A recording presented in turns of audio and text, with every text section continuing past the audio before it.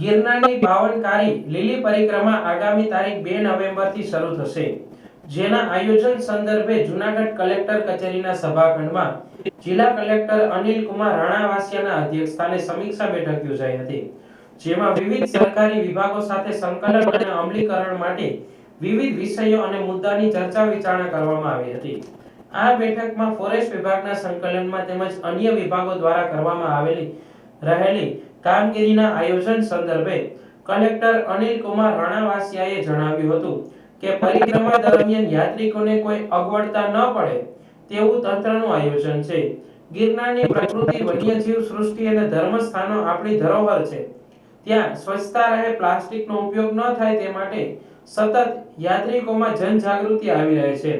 તે અંગે હર્ષની લાગણી વ્યક્ત કરી કલેક્ટરે સાધુ સંતો, સંસ્થાઓ, વેપારીઓ, યાત્રિકો તેમજ તંત્રના પ્રયાસો એમ સૌના પ્રયાસોથી ગિરનારને આપણે સ્વચ્છ રાખીએ અને પ્લાસ્ટિકનો ઉપયોગ ન થાય તે માટે નિયમોની અમલવારી કરીએ અને સ્વયંભૂ આ એકબીજાને સંદેશો આપીને જાગૃત રહીએ તેમ પણ કલેક્ટરે જણાવ્યું હતું. આ તકે મહંત શ્રી ઇન્દ્ર ભારતી બાપુ દ્વારા યાત્રાળુઓ બહુ વહેલી પરિક્રમા શરૂ ન કરી દે અને પરિક્રમાના સુનિશ્ચિત કરાયેલા રૂટ પર જ પરિક્રમા કરે અને યાત્રાળુઓ સહેલાઈથી પરિક્રમા પૂર્ણ કરે તે બાબતે જરૂરી સૂચનાઓ કરવામાં આવ્યા હતા. આપણી ભારતીય સંસ્કૃતિ અને પરંપરાઓનું પાલન કરતા ગિરનાર લીલી પરિક્રમાની તારીખ 2 થી 5 નવેમ્બર સુધી સુનિશ્ચિત કરવામાં આવી છે. બેઠકમાં થયેલી ચર્ચા અનુસાર પરિક્રમામાં વીજળી પુરવઠો સતત મળી રહે તે માટે જનરેટર મૂકવામાં આવશે. પાણીના 29 પોઈન્ટ ઊભા કરવામાં આવ્યા છે અને 7 બોર પણ આવેલા છે. આ ઉપરાંત પ્રવાસીઓ માટે સ્થળ પર જ પ્રાથમિક સારવાર મળી રહે તે માટે જરૂરી દવાનો સ્ટોક તૈયાર કરાવવો. એનએસએસ એનસીસી ના સ્ટાફને ફરજ ઉપર રાખવા એમ્બ્યુલન્સ મુકાવી. એસટી તંત્ર દ્વારા કાળવા ચોકથી ભવનાથ સુધીની એક્સ્ટ્રા મિની બસો મુકાવી. પરિક્રમાના રસ્તા સરખા કરાવવા. રિક્ષાના ભાડા મર્યાદિત રહે. દૂધ અને દૂધની બનાવટો, કરિયાણું યાત્રિકોને સમયસર મળી રહે તેવી વ્યવસ્થા જિલ્લા વહીવટી તંત્ર દ્વારા તૈયાર કરવામાં આવી છે.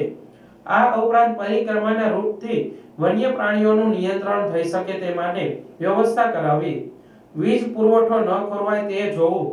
કંટ્રોલ રૂમ ઊભા કરાવવા. ફોન નંબરની યાદી પ્રસિદ્ધ કરાવવી. રૂટની માહિતી આપતા સિગ્નલ અને માહિતીના બોર્ડ લગાવવા. રસોઈ કરવા માટેના બળતણ માટેના લાકડાની જરૂરી વ્યવસ્થા. જંગલને નુકસાન ન થાય તે માટે નો પ્લાસ્ટિક ઝોન ઊભા કરાવવા. ડોક્ટર, નર્સ, ફાયર બ્રિગેડ 108 ની ટીમો સ્ટેન્ડ બાય રાખવી.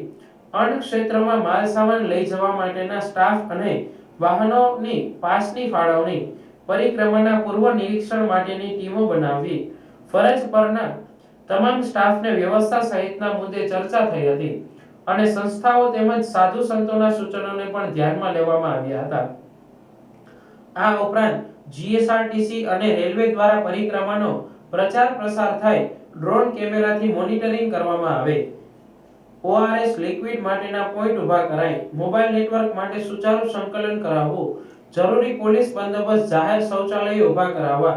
દામોદર કુંડમાં યાત્રિકોના સ્નાન માટે વ્યવસ્થા કરાવવી. ડોળીવાળાને ઊભા રાખવા. જ્યાં રોડ સાંકડા છે ત્યાં પહોળા કરાવવા. અન્ય ક્ષેત્ર ચાલુ કરવાની વ્યવસ્થા કરાવી. પરિક્રમા પછી સફાઈ કામગીરી તાત્કાલિક કરાવવામાં આવે. પરિક્રમાના માર્ગ જળવાઈ રહે તે માટે બંને બાજુ દોરડા બાંધવા. ટ્રાફિક સંચાલન કરાવવું. પાર્કિંગ સ્પોટ ઊભા કરાવવા. રોડ ઉપરથી દબાણો હટાવવા. આમ તમામ રીતે સંકલન સાધીને જૂનાગઢ જિલ્લા વહીવટી તંત્ર દ્વારા આયોજન કરવામાં આવ્યું છે.